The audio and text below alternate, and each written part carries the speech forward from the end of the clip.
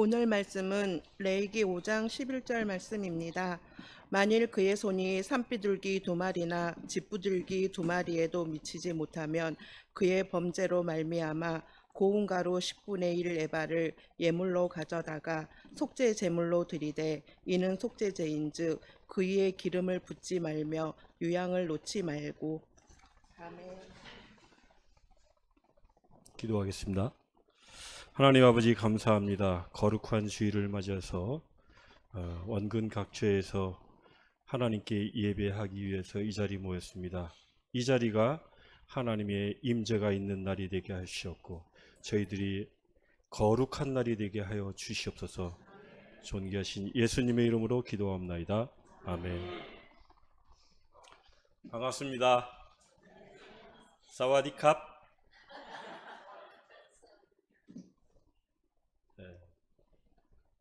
오늘 춘천교회에서 불러주셔가지고 하나님의 말씀을 전할 수 있도록 배려해 주신 목사님과 모든 성도님들에게 감사드립니다.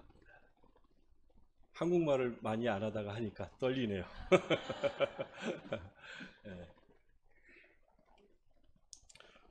오늘 말씀은 제가 거룩하라는 제목으로 여러분들과 함께, 오늘은 좀 다른 날은, 다른 주일은 목사님의 말씀을 좀 이렇게 받으셨다면 오늘은 좀 편안하게 여러분들이 좀 우리 태국 현장을 좀 보면서 하나님 말씀을 묵상하면서 나의 신앙을 돌아보는 시간이 되었으면 좋겠습니다. 이거 확인을 안 해왔는데 잘 될런지는 모르겠는데요. 넘어가네요. 오늘 제목은 너는 이스라엘. 우리 한번 다 같이 읽어볼까요? 하나 둘 셋.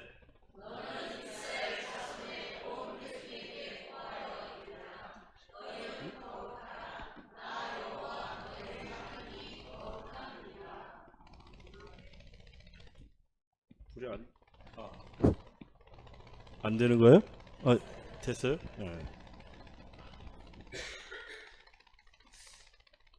예. 너는 이스라엘 자손의 온 회중에 고하라. 고하여 이르라. 너희는 거룩하니 나 여호와 너희 하나님은 거룩함이니라. 인생의 목적이 무엇입니까? 인생의 목적 다 생각해 보셨습니까?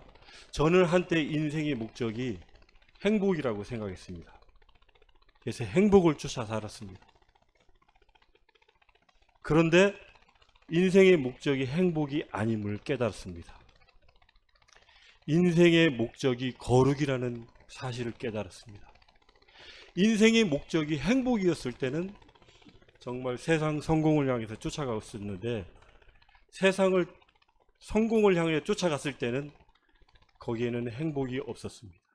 그런데 행복을 쫓아가다가 다시 그게 아님을 깨닫고 거룩을 쫓아갔었는데, 지금 현재의 삶이 거룩을 쫓아가는 삶입니다. 근데 얼마나 기쁜지 여러분과 함께 나눠보는 시간을 갖도록 하겠습니다. 다 같이 한번 같이 읽을까요?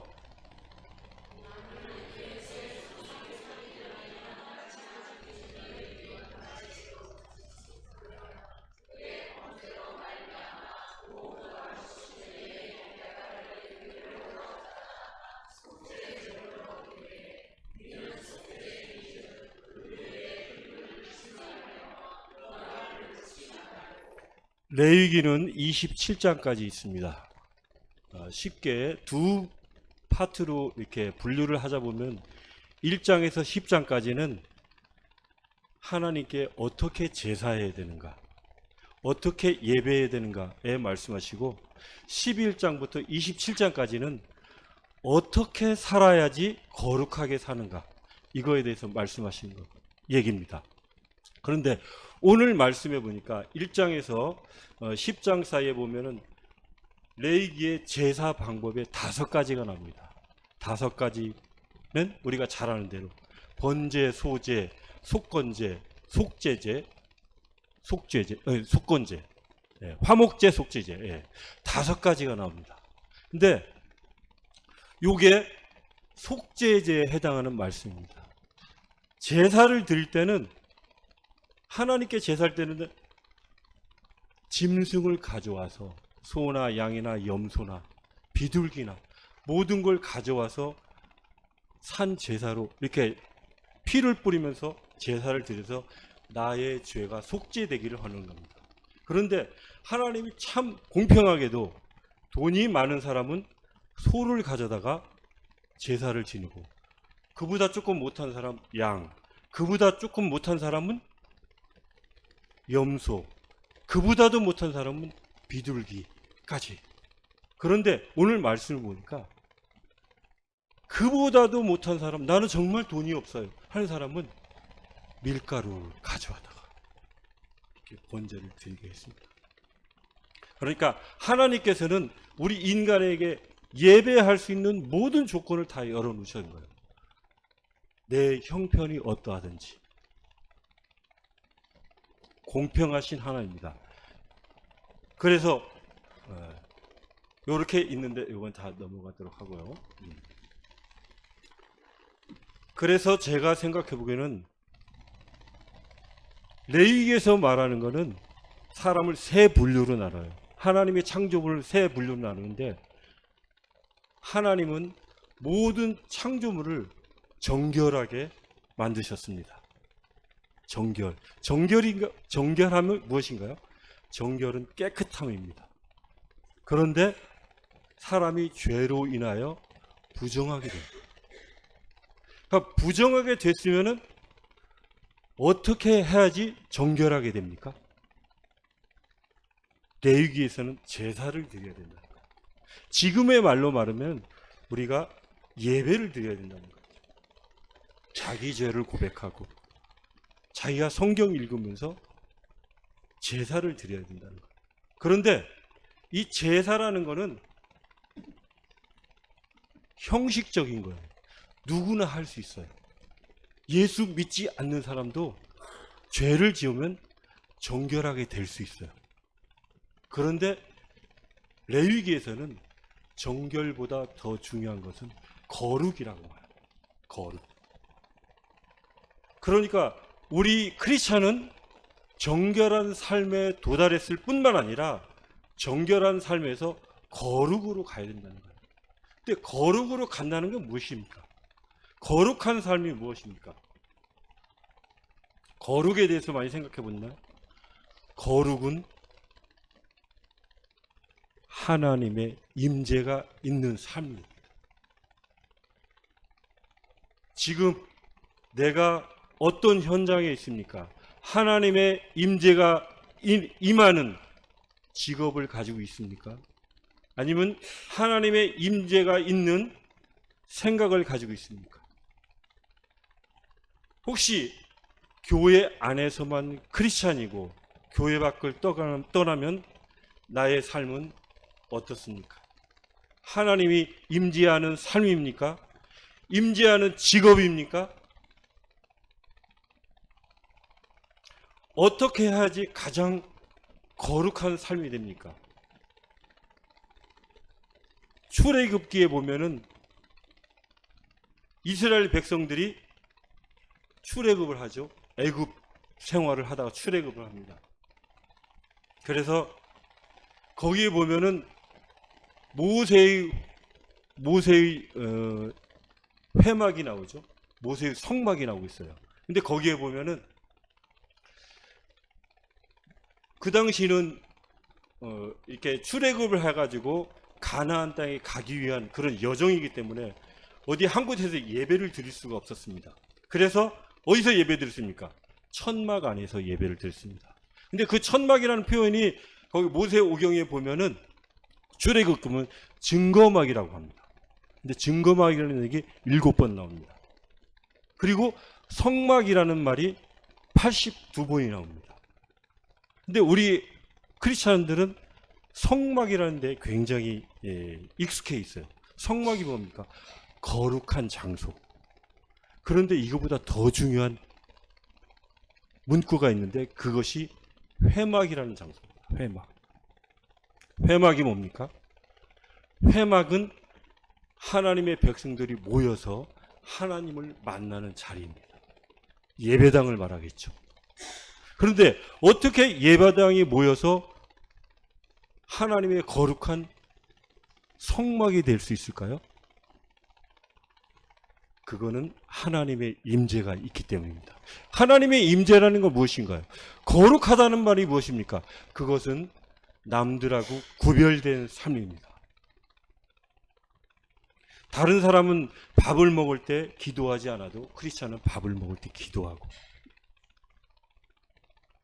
다른 사람은 교회만 나왔다가 교회 밖을 나가서도 크리스찬의 삶을 계속 이어지는 삶입니다. 저는 아시는 분은 아시겠지만 제가 53세에 선교를 결정해서 태국에 갔습니다. 선교 단체에서 파송을 안 해주려고 하는 날이었습니다. 왜냐하면 나이가 먹었기 때문에. 그런데도 불구하고 제가 이때까지 선교하면서 가장 어려웠던 걸 뭐냐고 뽑으라면은 태국 언어를 공부하는 거였습니다. 왜냐하면 제가 학습할 나이가 이미 넘어서 계속 이렇게 사회생활을 하다가 새로운 공부를 하는 게 너무 어렵더라고요.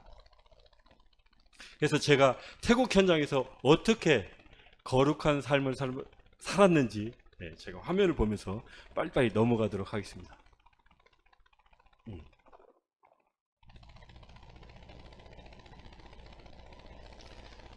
제가 있는 하자이 폰디 그리스도교회입니다.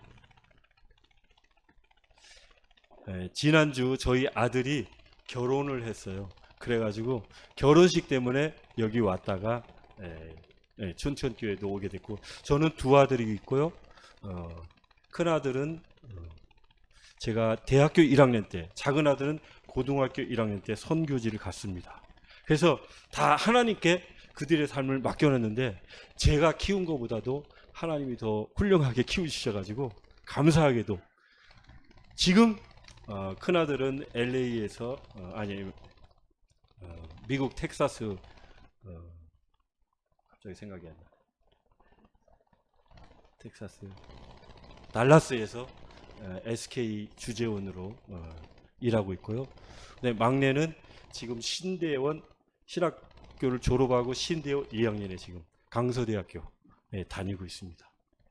근데 저들이 하나도 준비가 안 됐었는데 저는 선교하고 가니까 하나님께서 막내 아들은 방콕의 한인 외국인 학교를 다 준비해 놓으셨었고, 막내 아들은 큰 아들은 뭐 산전수전 안 해본 알바가 없는데 그때부터 자기의 살 길은 부모는 더 이상 의존할 대상이 아니구나 하면서 공부가 최고의 살 길이구나, 최고의 사는 방법이 하더니 그때부터 막 불이 켜져가지고 눈에 불이 켜져가지고 올 A 거의 하다시피 해가지고 지금은 이렇게 감사하게도 하나님이 그의 삶을, 근데 지금 현재도 거룩한 삶을 이어가고 있어요. 거룩한 삶은 뭡니까? 매주 예배 드리면서 매일 하나님께 큐티하고 있습니다. 이게 거룩한 삶이 아니겠습니까? 그래서 저는 이제 GMP 파송을 받았고요. 간략하게 저의 삶을 이렇게 보면은 2015년도에 목동 그리스도교회를 파송을 받고, 저는 그리스도교회 인연 맺은 지는 제 고향이 충남 금산인데 고등학교를 울산으로 이사 갔는데 제 하숙집 옆에 강남 그리스도교회가 있었습니다. 거기에 토요일마다 찬양 소리가 들렸는데 누가 전도하지 않았어요. 근데 그 찬양 소리가 저를 불러놨어요. 저를 불렀어요. 오늘 찬양대 너무 아름답죠? 이 소리가 아마도 누굴까를 부를 수 있다고 생각합니다. 그래서 거기 가서 하나님을 깊이 만나가지고 소원을 하게 됐죠. 그래서 82학번으로 강서 그리스도 신학대학 신학과를 졸업하게 되고 신학교를 졸업하게 됐습니다. 그러다가 서원까지 했는데 주의 종으로 안 가고 외도를 했어요. 외도. 거룩한 삶을 안 살고 행복을 쫓아갔던 겁니다. 그런데 하나님이 여러 가지 방법으로 그 광야에서 뺑뺑이를 돌려가다가 결국은 제 삶이 거룩을 향해야 된다고 해가지고 2015년도에 파송을 받아가지고 태국으로 가게 됐습니다. 그래서 언어 훈련을 마치고 2019년도에 폰디 교회를 개척하게 됐습니다. 제가 있는 지역은 남부 지역이에요. 태국 남쪽 지역이에요. 말레이시아 국경인데 거기서 폰디 그리스도 교회를 개척하고 그리고 2022년도에 사팅프라 그리스도 교회 만던 교회를 개척해서 지금 한 개의 모교회, 두 개의 지교회를 지금 하고 있습니다.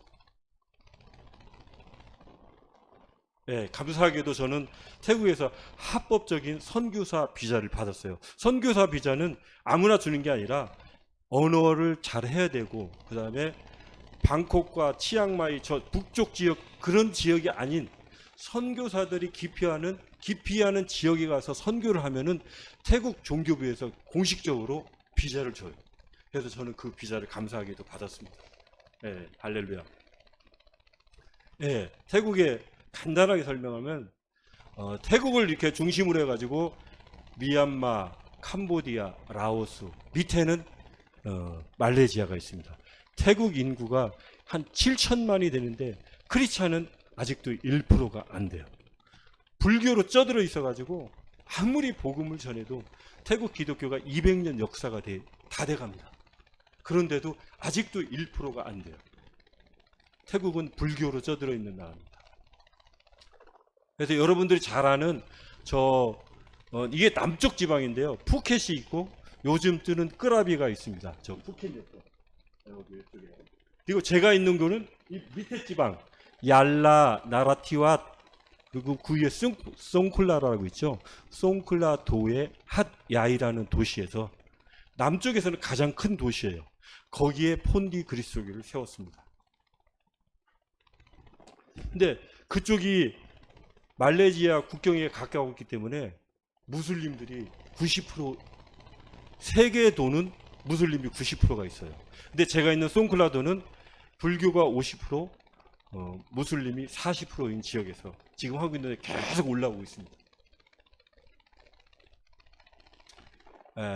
이게 처음에는 이제 학교에서 성경을 가르치면서 교회 개척 준비를 했고요.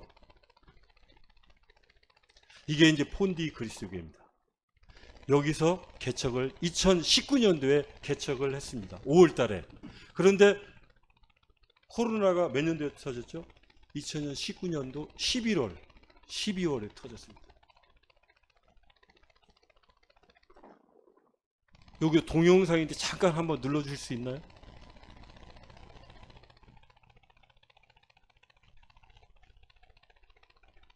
다음 화면이세요.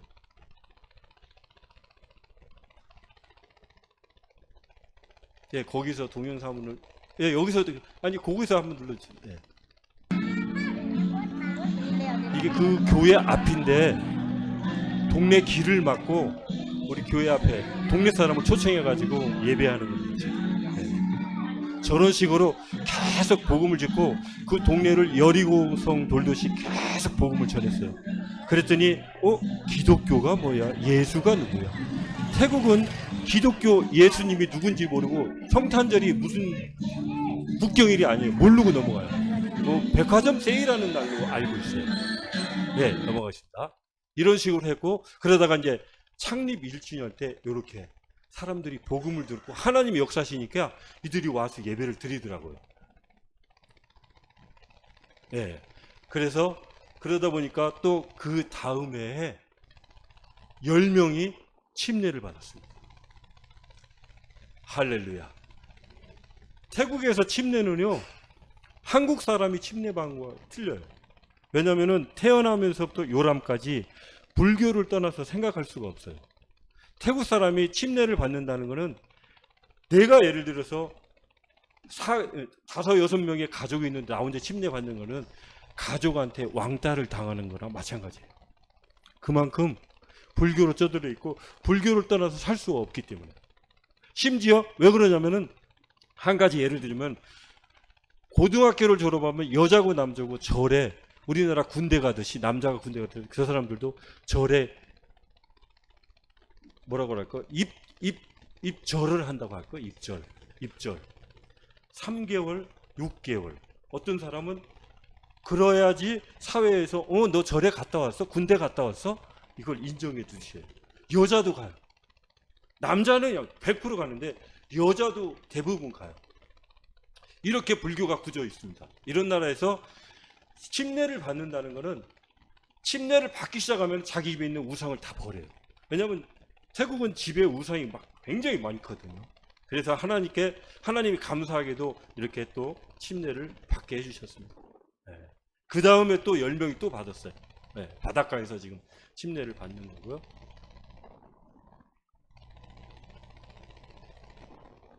그렇게 하다가 코로나 때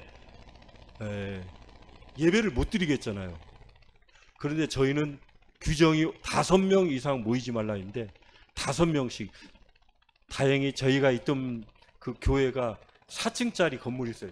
조그만데 층마다 방이 있어가지고 5명씩 모여서 예배를 했습니다. 근데 성장을 했어요. 너무나 감사하더라고요.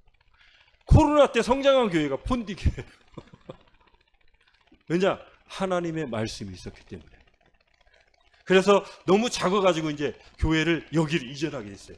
여기는 식당이었는데, 코로나로 문 닫은 식당이었는데 저희가 임대하니까 주인이 고민하다가 제가 크리스찬이고 선교사인데 여기서 예배를 드려도 교회로 사용해도 되겠습니까? 그러니까 그 사람은 불교인이 있어요.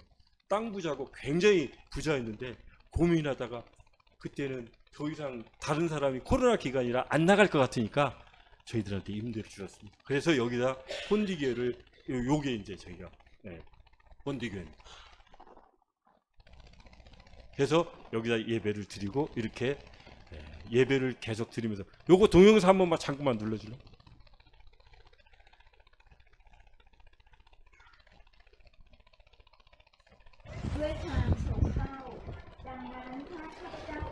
이게 지금 저희 성도들이 월요일서부터 토요일까지 매주 1시간씩 성경 읽기를 하는 시간이에요. 그래서 금요일날은 성도집을 방문해서 저렇게 성경 읽고 기도해야 하고, 이걸 끊임없이 했어요. 그런데 그러다 지금은 수목금을 하고 있어요. 그래서 우리 교회가 지금 5주년 예배를 지났는데 지금 성경을 읽은 사람들은 7도까지 했어요. 왜냐하면 1년에 1독하고 그 다음에 큐티하면서 또 1독, 2년에 한 번씩 1독하고 그러니까 지금은 7도까지 했습니다. 하나님의 말씀을 읽으니까 사람이 거룩해지더라고. 구별되지더라고. 그래서 오늘도 보니까 춘천교회도 지금 성경 읽기 프로그램이었고 다니엘 기도하는데 거기도 이런 식으로 하나님의 역사가 있을 줄 믿습니다. 이것도 계속 그런 말 하는 거고요. 이렇게 계속 또 세례자가 늘어가지고 세례를 주는 광경이고요.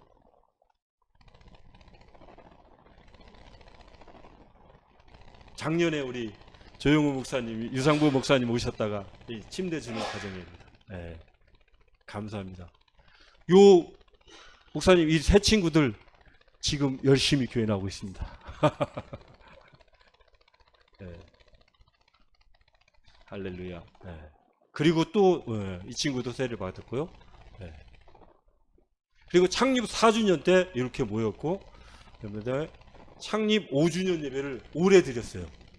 올해 5월 달에. 물론 평상시도 계속 이 인원이 매주 오는 건 아니에요. 그렇지만은 그래도 40명 정도는 매주 와서 예배를 드리고 있어요. 할렐루야.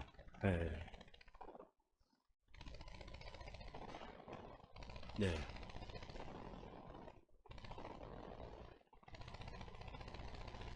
아까도 이야기했지만은 제가 언어 공부하는데 가장 힘들었다고 했죠.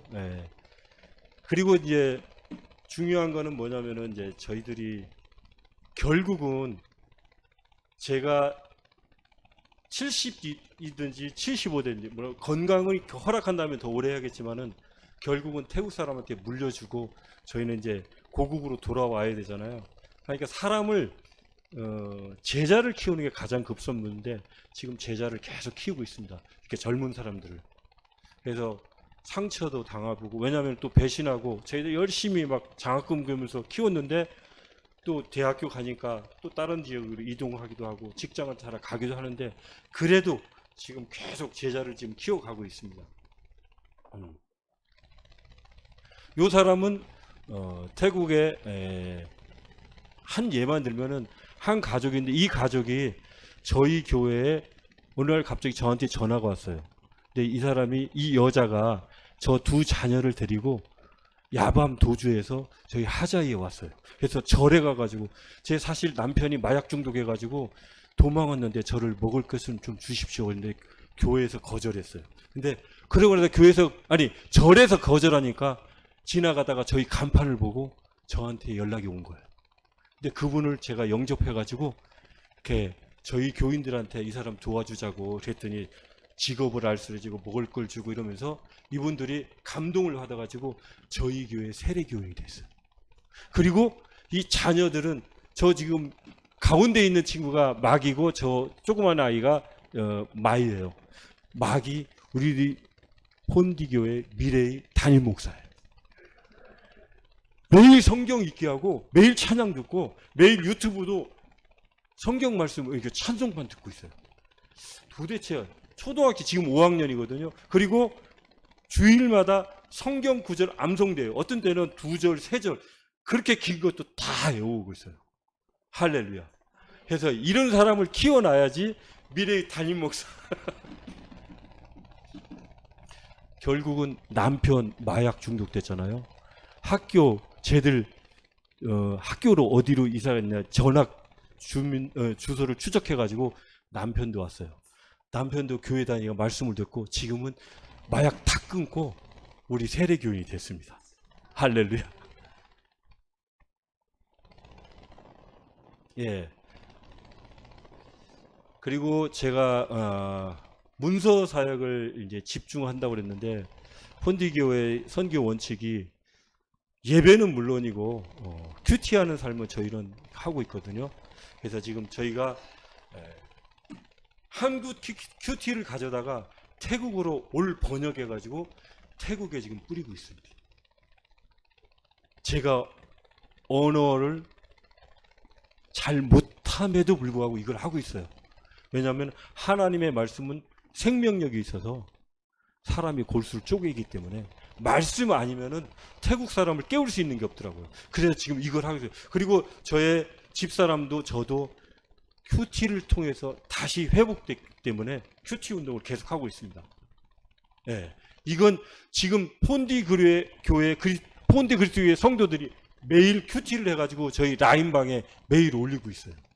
제가 이걸 시켰어요. 왜냐하면 습관화 시켜야 되기 때문에 이렇게 하지 않으면은 습관화가 하게 돼. 지금은 저렇게 해서 매일 올리고 있습니다.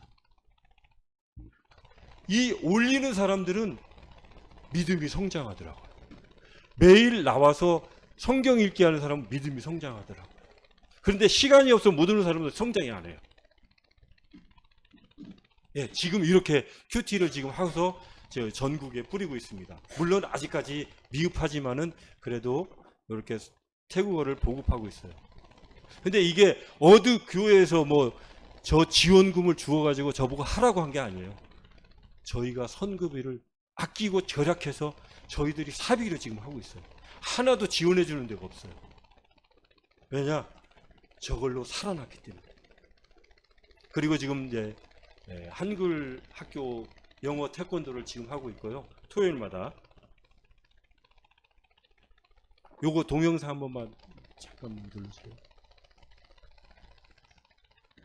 이게 밖에 나가서 돗자리 펴고 아이들 초청해가지고 말 그대로 돗자리 펴고 예배드립니다. 이렇게 지금 계속 복음을 전하고 있습니다.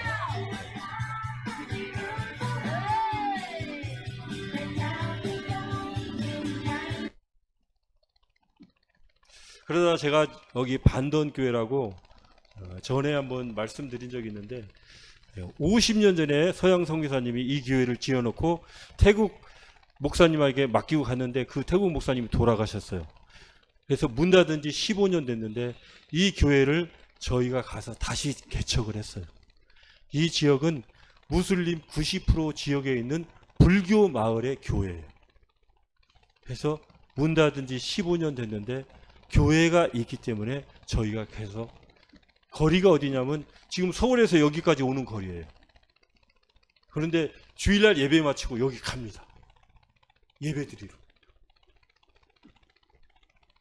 이렇게 다 썩어서 문 닫은 돼 있는데 이렇게 세 단장을 해가지고 리모델링을 했어요. 그래서 지금 이 앞에 이렇게 예배 드리고 있습니다. 이 안에는 이제 안에 내부입니다. 이렇게 가서 예배하니까, 불러 모으니까 하나님이 역사하시더라고요. 만약에 저기를 방치했다면 저 주변에 사는 사람들 예수님의 예자도 모르고, 그런데 옛날에 교회에 다녔던 성도님 두 분을 발견했어요. 70대 할머니 두 분을 다시 모셔왔어요. 다시 예배하게. 그리고 그 나머지들은 주일학교 때 다녔던 사람들도 있더라고요. 그리고 그 나머지는 다 예수님을 모르는 불교도에 있어요. 예, 이렇게 예배하고 있고요. 아이들은 또 아이들대로 별도로 이렇게 하고.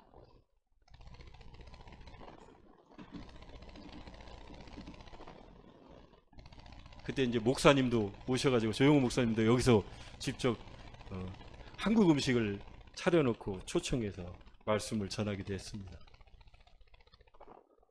그리고 여기는 저희 세례교인의 나댕이라는 사람인데, 저희 교회에서 1시간 30분, 1시간 한 20분 정도 떨어진 절이 가장 많은 군에 있는 그 사팅프라라는 군의 저 성도집을 사팅프라 교회로 명해서 지금 예배 드리고 있습니다. 여기가 또 제2의 교회. 이 안에 자기 집을 오픈해서 여기서 예배 드리고 있습니다. 저기 저 거실이죠. 그런데 저 옆에 벽을 지금은 텄어요. 이렇게 터가지고 지금 넓어졌죠. 이 사람이 너무 작다, 너무 덥다. 왜냐하면은 저기에 열띠 뭐 40도 정도 육박하니까 에어컨도 없이 저기서 예배 드리는데 너무 좁으니까 자기가 그 방을 텄어요. 그래가지고 지금 이렇게 하고 있습니다. 현재 이 사람이 옆에 땅이 있는데 교회 지라고, 아잔 여기다 교회 짓자고. 할렐루야. 이 예배 드리는 합니다.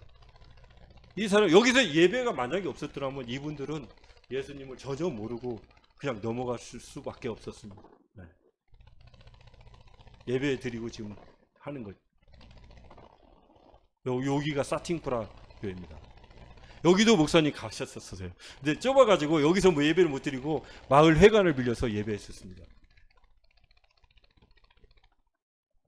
네.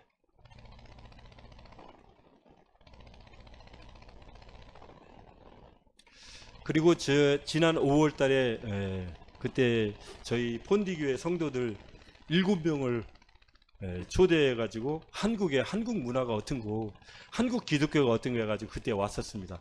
그때 왔을 때 이렇게 김은중 권사님이 또 맛있는 식사를 또 제공해 주시고, 여기 함께 하려고 했는데 주일하고 이렇게 아다리 이렇게 예배 시간이 맞지 않아가지고 여기 방문만 하고 사진 찍고 갔었습니다. 근데 이분들이 여기 왔다가 한국 기독교를 보고, 야, 예배는 이렇게 드려야 되는구나. 이분들이 해가지고, 그때 당시 저희 교회는 이기령 강서대학교 총장님이 하셨던 분이 3개월 살기로 저희 교회 지키고 있었어요. 폰디 교회를. 근데 그분이 말씀하시기를, 왜냐면 이제 저희는 여기 그분들이 여기 왔다가 먼저 가고 저기는 여기서 조금 있다 갔거든요. 근데 그분이 갔다 오더니 충성도가 달라졌다고. 와, 이 사람들은 비행기도 한 번도 안 타고, 그런데 자기들이 1년 동안 비행기 싹을 자기들이 이렇게 모아가지고, 당신들은 비행기 싹만 준비해라. 그 나머지는 제가 어떻게 교회의 도움들을 얻어가지고 한번 해보겠다. 근데 이분들은 뭐 평생에 가장 좋은 추억을 만들었죠. 뭐. 네. 그래서 이렇게 와서 뭐 세미나도 받고, 목장 체험도 하고, 그다음에 저기 부산도 들리고, 청계천도 들리고, 경복궁도 들리고, 그리고 마지막엔 선교사, 양화진 선교사 묘지를 가가지고, 저도 양화진 선교사 묘지를 갔었는데 설명을 그때는 안 들었었어요. 대충대충 훑어갔는데 이날 한 2시간 정도, 선교사가 없었더라면 우리나라에 우리가 이렇게 기독교를 알고 예배를 드릴 수 있었을까? 다시 한번 생각되더라고요. 그래서 이분들도 우리는 우리 허성교사하고 저는 거기서 야곱 데보라예요. 이름이 데보라예요. 아잔 야곱과 데보라가 왜 태국에 와서 자기들한테 선교를 하는지 이걸 보니까 알겠다고. 그래서 감명을 받고 갔습니다. 그래서 자기들도 선교사가 되어가지고 열심히 봉사하겠다고 다짐을 하고 갔습니다. 요거는 이 사람이 룽이라고 하는데 74세예요. 그런데 제가 오기 전에, 여기 나오기 전에 세례를 받겠다고 해가지고, 그런데 이분이 몸이 안 좋으셨어요. 근데 그래서 병상 세례를 드렸어요. 그런데 세례 받은 지 3일 만에 돌아가셨어요. 집안에 크리스찬은 이분은 혼자예요. 그래서 근데 이분의 태국에서는 장례가 당하면은 화정터가 절밖에 없어요. 방콕하고 치앙마이를 제외하고는 화정터가 없어요. 그럼 어디서 하냐? 전부 다 절에서 장례 예배를 드립니다. 장례를 드립니다. 다 스님들이 매일 목탁 들고 이렇게 하면서 30분씩 연불 하면서 이렇게 예배를 드리세요. 근데 제가 조건을 걸었어요. 이분은 크리스찬이기 때문에 친척들이 다 절에서 장례를 치를 수밖에 없겠지만 이분은 크리스찬이기 때문에 장례 예배를 드려야 된다. 그렇게 해가지고 여기 허락을 받습니다. 여기가 지금 이쪽에 지금 저 앉아있는 좌석이 스님들이 목탁 드리면서 연불하는 장소예요. 그 옆에다가 저기 프라예수 차나 콴따이라고 예수 그리스도, 예수께서 죽음에서 부활하실 때는 저 문구를 걸어놓고 십자가 걸어놓고 예배드립니다. 거기서 찬양을 얼마나 크게 했는지, 근데 있을 수도 없는 사실인데 여기서 또 하나님의 복음을 전하게 되는, 매일 6일장을 드렸어요. 매일 저희들 2번씩 가서 예배드렸습니다. 사람들이 놀래요. 기독교가 이런 거구나. 그래서 한 번은 요거 한번 잠깐 한번 동영상 한번 들려주세요.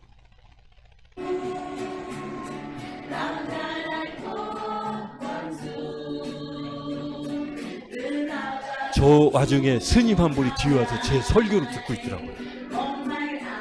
저 깜짝 놀랐어요. 스님이 이 사람이 무슨 얘기하나 한번 들어보려고 왔는지는 모르는데 복음을 듣더라고요. 그런데 태국에 얼마 전에 스님이 복음을 듣고 개종한 사례가 있었거든요. 할렐루야. 듣기만 하면은 하나님이 변화시키더라고요. 그래서 제가 있는 곳이 제 직업이 무엇이냐에 따라 그게 중요하지 않는 것 같아요. 내가 있는 직업, 내가 일하는 일터, 그곳이 하나님이 나에게 맡겨준 거룩한 장소이고 거룩한 직업이라는 생각이 듭니다. 저는 선교사로 부름을 받았습니다. 여러분은 여러분에게 맡겨진 일, 그 장소에서 열심히 일하는 게 성직이고, 성소이고, 그 다음에 성직이라고 생각이 듭니다. 그리고 거룩한 삶을 계속 살아낸다면 하나님이 역사하신다고 생각합니다.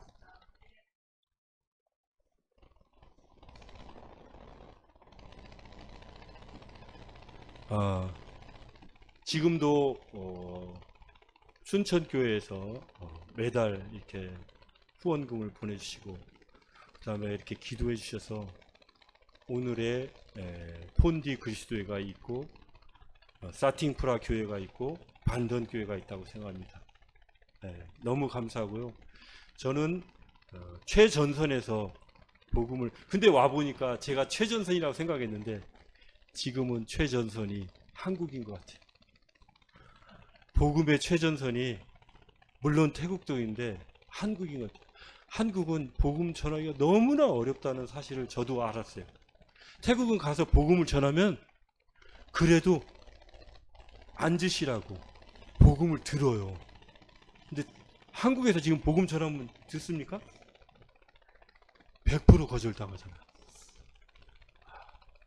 어쨌거나 저는 최전선에서 있다고 생각하고, 근데 여러분의 기도가 아니면은, 여러분의 후원이 아니면 저도 있을 수가 없어요. 제가 2015년도에 목동교회 단돈 10만 원 정해져 있고 선교사로 갔습니다. 제 수중에 좀 돈을 가져가 가지고 선교했는데 하나님이 지금까지 입히시고 먹이시고 한 번도 굶기시지 않았어요. 그리고 두 아들 다 키워주셨어요. 할렐루야. 하나님이 역사하심을 느꼈습니다. 그래서 거룩하게 살아야 되는구나. 그리스도인답게 살아야 되는구나. 이렇게 살기만 하면은 그 현실이 아무리 이상한 장소라도 세례받는 사람이 나오고, 그리고 또 변화받는 사람이 나와서 하나님의 나라가 확장되는 것을 믿습니다. 계속 우리 기회 되는 대로 태국 현장을 위해서 기도해 주시고 저희들을 위해서 기도해 주시고 그러면 감사하겠습니다. 저희들도 춘천 그리스도교회를 위해서 계속 기도하고 중보하는 그런 교회가 되도록 하겠습니다. 감사합니다. 기도하고 마치겠습니다. 하나님 감사합니다. 부족한 종 태국에서 하나님의 일하시는 하나님의 임재에 대해서 증거하는 시간을 가졌습니다. 저는 부족합니다. 저는 아무것도 할 수 없는 사람입니다. 그러나 하나님께서 저에게 권능을 주셔서 병고침을 일으켜 주시고 또 그 말씀을 듣는 데에서 하나님의 역사하심을 보았습니다. 하나님, 저희들의 삶이 거룩하도록 하나님 저희들을 써 주시옵소서. 제 직업을 통하여서 저를 통해서 하나님의 거룩한 나라를 입증하게 하여 주시옵소서. 존귀하신 예수님의 이름으로 기도하옵나이다. 아멘.